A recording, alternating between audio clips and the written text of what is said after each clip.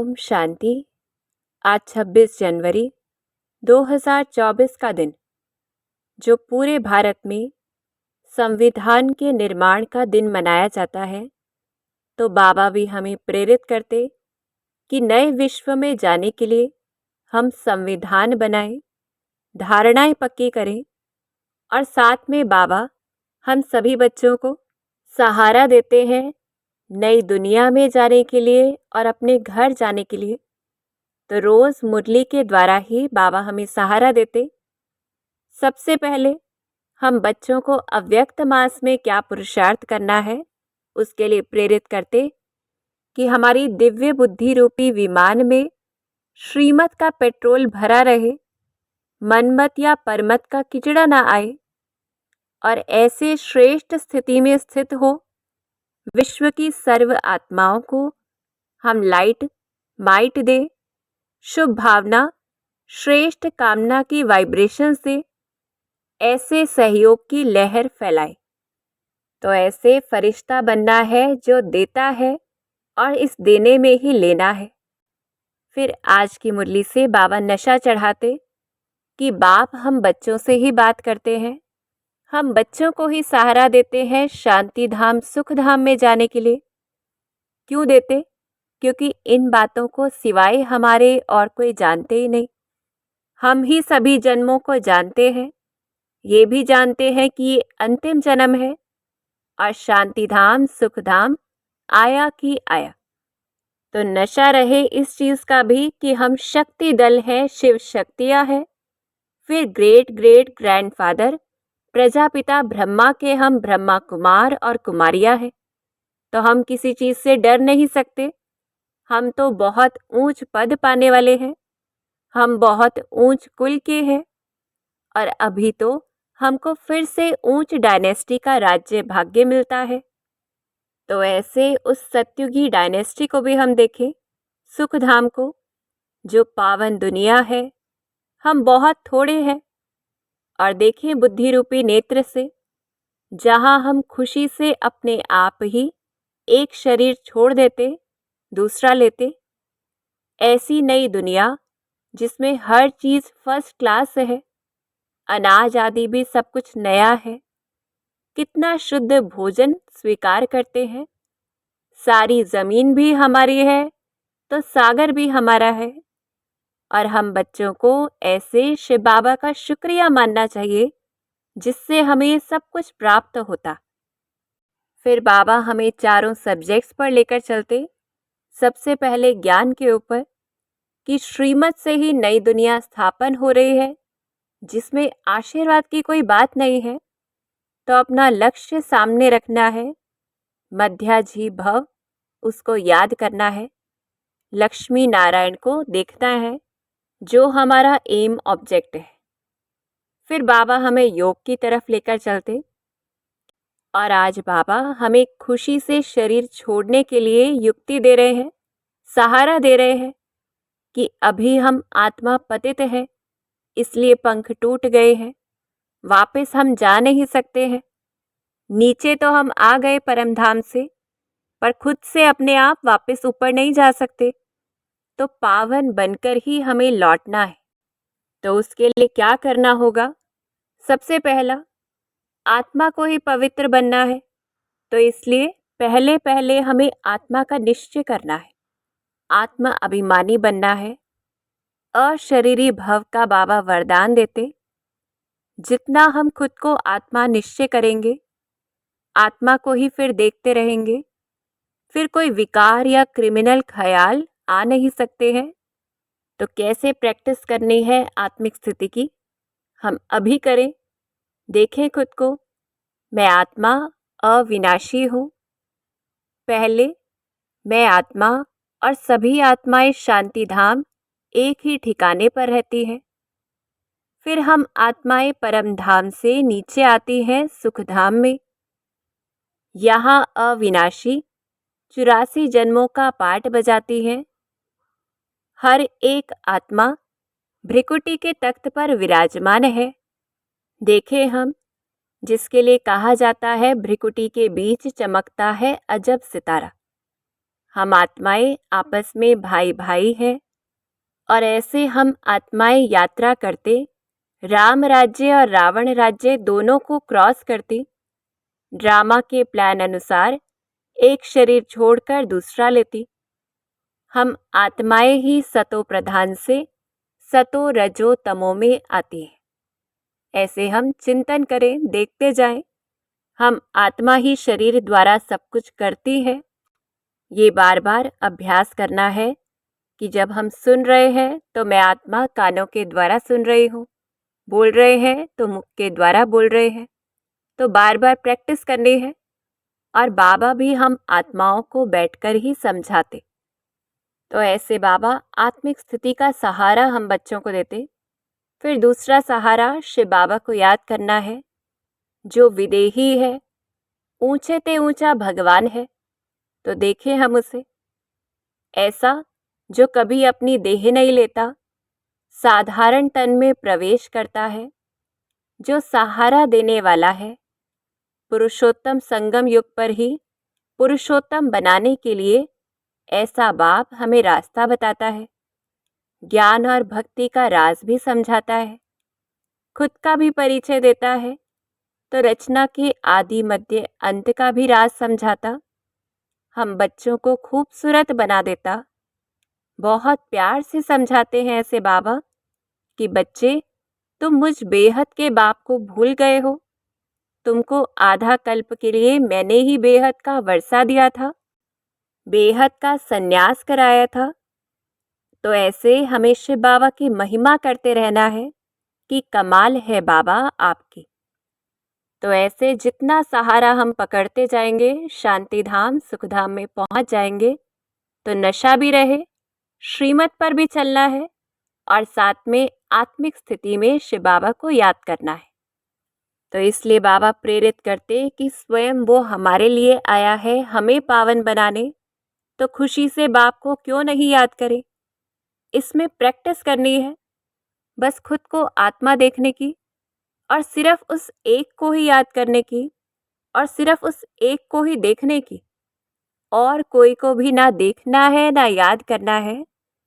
क्योंकि याद से ही बहुत खुशी भी होती है, विकर्म भी विनाश होते हैं, हम सभी बच्चों के पाप भी कटते हैं और याद की यात्रा में ही हमारी कमाई भी होती है। फिर बाबा तो अविनाशी सर्जन है, तो जितना उसे याद करते हैं वो हमें ऐसी दवाई दे देता जिससे हमारी अंदर का सारा दुख खत्म हो जाता है। फिर याद से ही हमारी कर्मातीत अवस्था हो सकेगी। तो रोज बाबा हमें ये सहारा देते और फायदा बताते याद का। फिर विशेष सुबह के समय एकांत में विचार सागर मंथन भी करना है। तो सवेरे सवेरे विशेष याद करना है, क्योंकि उस समय बुद्धि भी अच्छी होती, रिफ्रेश होते और दुनिया में भक्ति भी उसी समय होती, जो कहा जाता राम सुमिर प्रभात मोरे मन। और जितना हम खुद याद करते होंगे, तो अगर दूसरों को भी याद दिलाएंगे शिव बाबा की, तो उन्हें तीर लगेगा। फिर बाबा ये भी अंडरलाइन करा देते कि अगर धन दौलत मकान बच्चों आदि में बुद्धि गई तो कर्मातीत अवस्था नहीं हो सकेगी, पद भी कम होगा और सजाएं भी खानी पड़ेंगी। तो अपनी अंत की अवस्था के लिए अभी से पुरुषार्थ करना है, चेक करना है कि जिस समय हम शिव बाबा को याद नहीं कर रहे तो क्या याद कर रहे हैं। और बाबा तो हमें वैराग्य भी दिलाते कि तुम पुरानी दुनिया को याद क्यों करते हो। खुद से अपने आप से बातें करनी है कि हमको तो ये शरीर छोड़कर अमरपुरी में जाना है, नया शरीर वहां मिलना ही है। फिर हम इस शरीर का क्या करेंगे। तो अभी हम आत्मा लौटने वाली हैं। फिर भक्ति में तो हमने कितना धक्का खाया, हमने कालों के काल महाकाल को भी बुलाया। ये सारी दुनिया अब तो कब्र दाखिल होनी है, अंत है जहां सब कुछ खत्म होने वाला है, विनाश होने वाला है। और अभी तो यहाँ रहने की भी जगह नहीं, अनाज नहीं, करोड़ों मनुष्य भूख में मरेंगे भी, प्राकृतिक आपदाएं भी होनी ही है, लड़ाई भी बहुत भयानक होती है, तो अनाज आदि कुछ मिलेगा नहीं। फिर जो करोड़पति पदमपति हैं सब खत्म होने वाले हैं। तो इस पुरानी दुनिया को क्या देखना, हमको तो नई दुनिया को देखना है।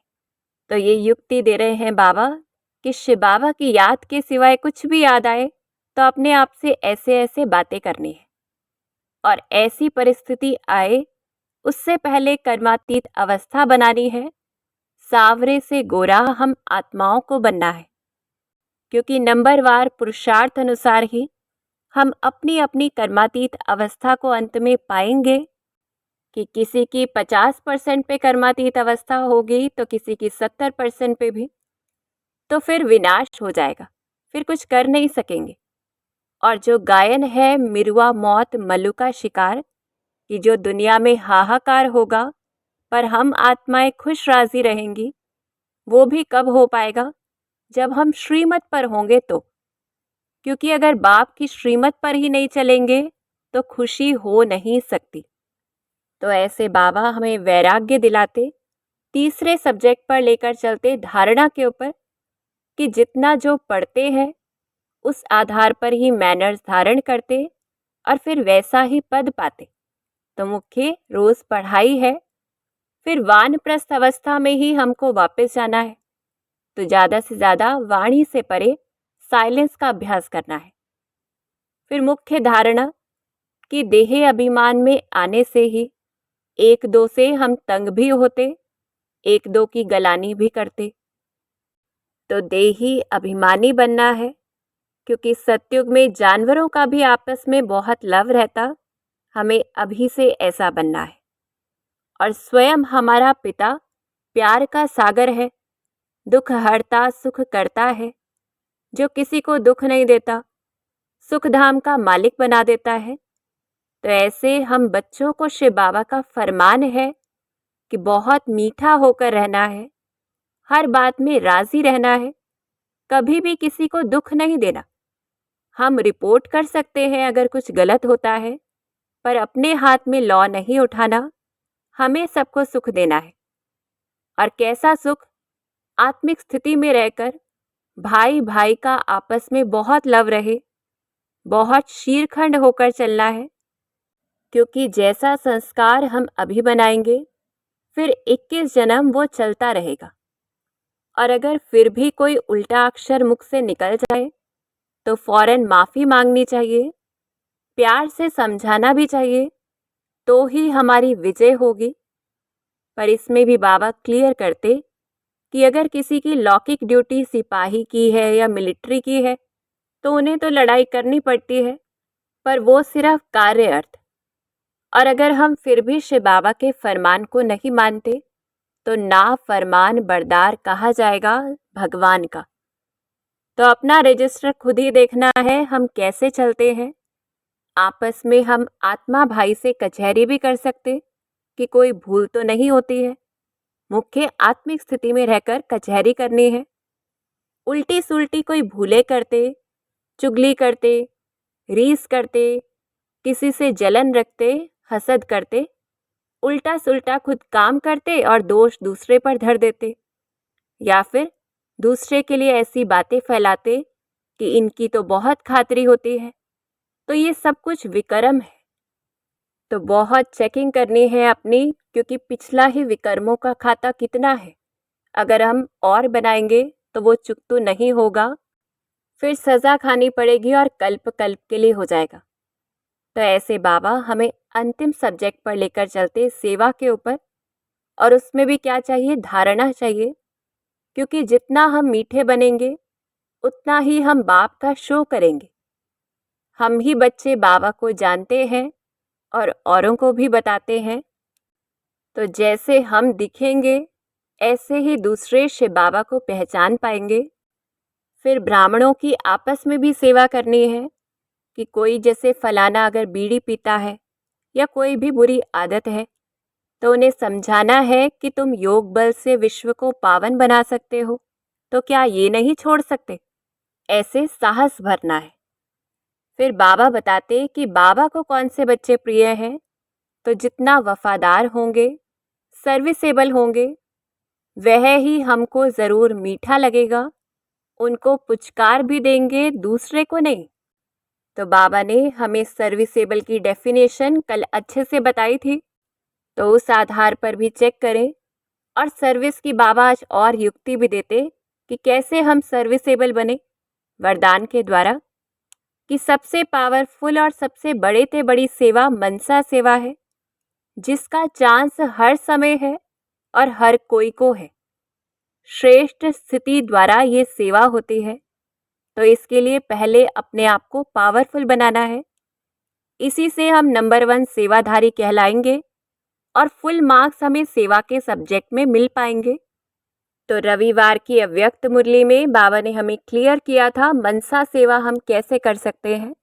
तो ये चांस हमें लेना है, क्योंकि वाणी की सेवा सहज है, स्थिति ऊपर नीचे हो तो भी कर सकते हैं, और वाणी की सेवा जरूरी नहीं है हमें मिले। तो विशेष मनसा सेवा करनी है, फुल मार्क्स लेने हैं। फिर और कैसे हम सेवा कर सकते, तो स्लोगन के द्वारा बाबा ने हमें बताया है कि हम सरेंडर कैसे हो शिव बाबा के यज्ञ में। तो अगर हम कोई भी लौकिक कार्य कर रहे हैं, उसमें भी हम अलौकिकता का अनुभव करें, यही शिव बाबा को संपूर्ण समर्पित होना है। तो ज्ञान के आधार से, अलग अलग ड्रिल्स के आधार से हम लौकिक साधारण कार्य को भी असाधारण और विशेष बनाएं, और ऐसे अभ्यास करते शीरखंड हो अव्यक्त फरिश्ता बन जाए। अच्छा, ओम शांति।